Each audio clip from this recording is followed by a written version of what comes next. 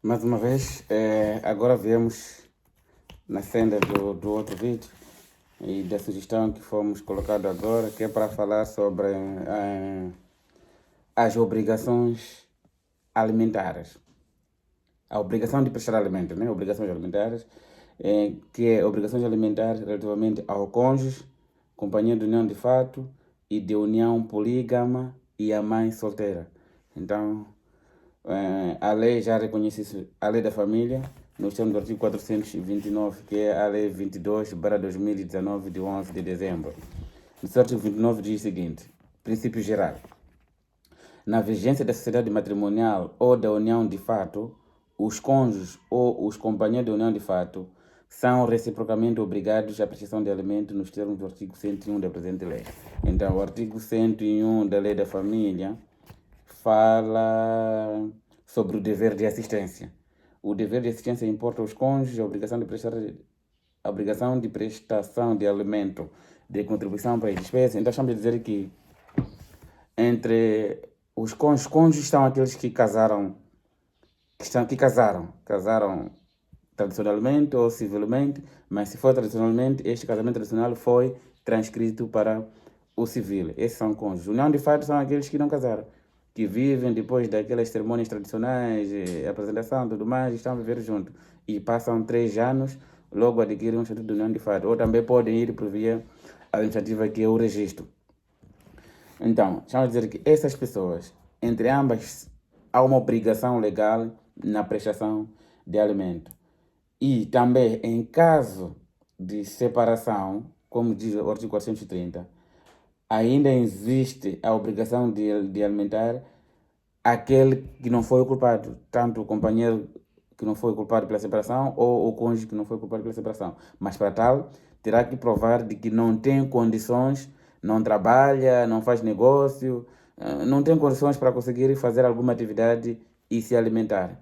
Poderá ir com um processo no tribunal para o tribunal fixar certo valor de alimentação a favor dessa pessoa. E depois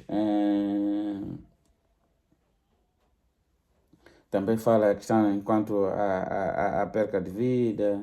Agora, o 403 fala da cessação da obrigação alimentar. Em todos os casos referidos no artigo anterior da presente lei, cessa o direito ao alimento se o alimentado contrair novo casamento, passar a viver em união de fato ou comunhão de cama, mesa e habitação com outra pessoa, ou vier a adquirir rendimentos que lhe permitam a autossuficiência. Então, em função dessa pergunta, cessa a obrigação de prestar alimento se a pessoa contrair novo casamento ou se unir com uma outra, ou ainda se começar a trabalhar ou fazer algum negócio. Aí cessa a obrigação de prestar alimento.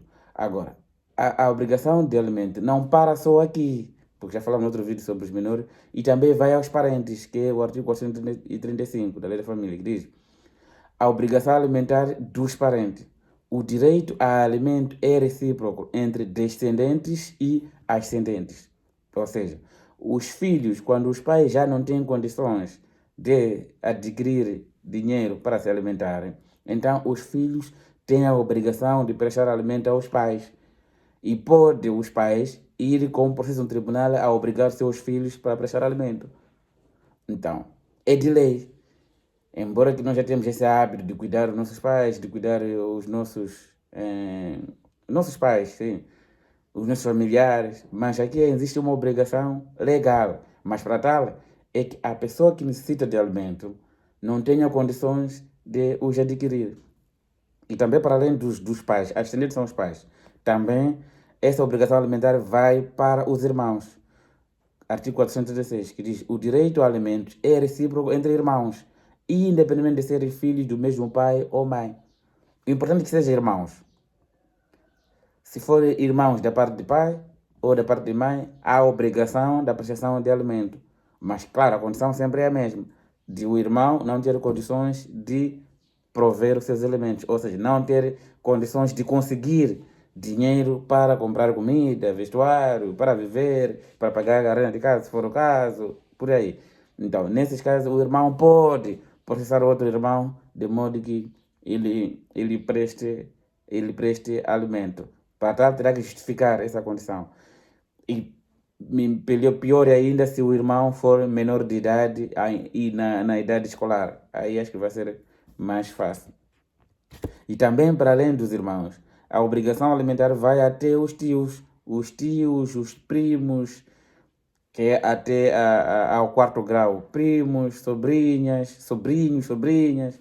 Os tios e os colaterais até ao 4º grau estão totalmente obrigados ao alimento. Então, vai até esses. Podem prestar alimentos. Então, quanto às pessoas obrigadas ao alimento, não é só pai para filho. Então, é filho para o pai, é também entre os irmãos, tios, sobrinhos, primos, sobrinhas. Então, essas todas têm a obrigação de prestar alimento. Hoje vamos respondendo todas as questões. Então, espero terem gostado da resposta.